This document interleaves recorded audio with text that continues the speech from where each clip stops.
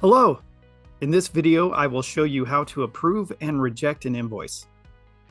Now that timesheets have been approved and invoices have been submitted, it is time for you as an HCO to approve the invoice. If you are set up for notification emails, you will receive an email asking whether you would like to approve or reject an invoice. Either link will take you to the invoice page. Another way to get to the invoice page is from the dashboard. So we'll click on Workflow, then Invoices. Now we can see all the invoices in their different statuses. We can easily change our view of the statuses by selecting the status we'd like to view. So if I click on Submitted, now we're only seeing submitted statuses. Also note that by default, it's only showing invoices from the past year. If you'd like to see further back, we'll click on Clear, or we can go down and we can set the dates we would like to see. Let's take a quick look at the different statuses. So action needed is not a status, but it is a helpful tool that lets you know if there are invoices that need action taken.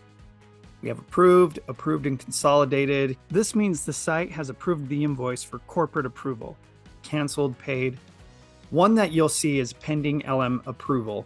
Pending LM approval is the status after an invoice has been submitted for compliance review. Submitted is when the compliance team has approved the invoice and submitted it to the site. So I'll click on Submitted. So now we're looking at all invoices in the submitted status. I'll go ahead and find the invoice I'd like to look at. We can either click on the invoice link, where there's also the view button. We'll just click on the invoice link. At the top of the invoice, you'll see the invoice details. So we have the invoice number, the facility, the invoice period, who submitted the invoice, as well as which invoice rules this invoice falls under. Here we have the Confirmation Details tab for easy reference to the CA. Then we have Time and Expenses. First, we have any associated timesheets with this invoice. So we can click on the timesheet,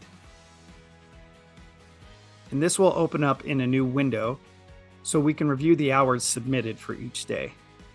We'll just go back to our Invoice Details page. We can see our timesheet has been approved, and then we can review the time worked. Here we can see the type, the quantity, as well as the rate being charged. To review the confirmation agreement, we can go back, click on Confirmation Details, right-click, and then select Open Link in New tab. We'll click on the confirmation agreement page so we can go back and forth from the invoice to verify that the rates are correct. So if these look correct, we can just go ahead and click Approve. If we have any we would like to reject, we'll need to put in a rejection reason so the vendor knows what correction needs to be made. Cancel, go ahead and approve that. And now all of our time worked has been approved.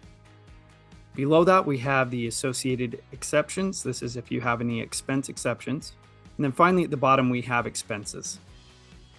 To view the expense receipts, we'll click on Documents, and then we can double click on any of those receipts and it will download.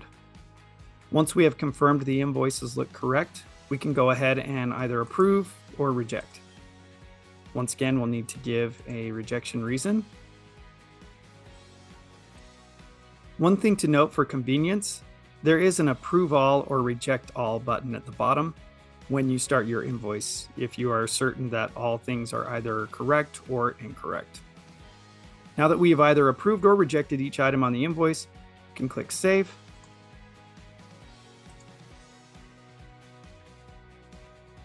And our status has now been changed to Approved and Consolidated.